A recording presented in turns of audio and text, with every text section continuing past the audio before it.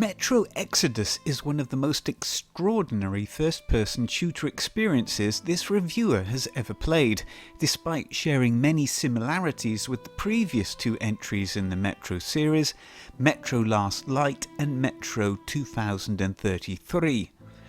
All three games are as faithful recreations to the Metro series of novels by Dmitry Glukhovsky as video games can get. From the offset, players will be startled by the in-game graphical quality. It certainly is one of the best looking games of this generation. Every aspect of design implementation is spot on, from the attention to detail to the successful mix between artistic interpretation and photorealistic representation to the masterful use of lighting, shadow and colour, through to texture and material selection and implementation, through to an extensive variety of striking level designs. It is often the case that you will pause gameplay just to take it all in. Metro Exodus is saturated in a horrific post-nuclear immersive atmosphere, which is overall well-paced and implemented throughout the experience. The game is structured into a series of semi-open world sandboxes separated by character exploration and narrative sections. This works extremely well in ensuring that a player gets an involved story-driven experience.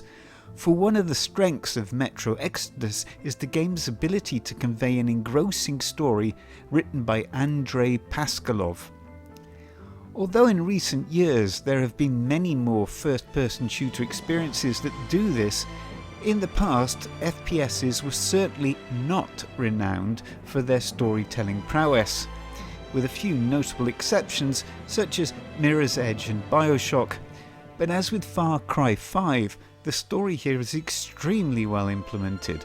Furthermore, the gameplay sections are all steeped within the story and the world building of Metro. It isn't just about the cutscenes and the inter-character dialogue, all of which are masterfully crafted. This results in the overall story experience feeling much more complete than almost any other FPS story-driven experience this reviewer has played so far. Metro Exodus has a layer of survival game mechanics within it, which are altered by the difficulty setting a player will wish to choose. This also adds a light shooter-looter aspect to the game, which can help offset some of the extremely tense and brooding situations the players will be confronted with. For make no mistake, some sections of gameplay rival Dead Space in their intensity. Dark, confined spaces with sounds reverberating around you everywhere and deadly things just waiting to jump out at you from anywhere, while you struggle with a weak flashlight that often fails you. So far all great, but there is a weakness: combat. This isn't to say that it is bad or awful, but it certainly isn't as strong or solid as other FPS games. There are many times when the game seems to slow down to an absolute crawl and shots fail to register hitting targets. Sometimes you will kill particular enemy types in 2 shots, excluding headshots. Other times you empty an entire clip into them and they are still standing. This reviewer suspects that the problem is a result of certain aspects of the game engine itself, the increased processing required for the graphics and other elements, and perhaps because they were playing the game on a last-gen console.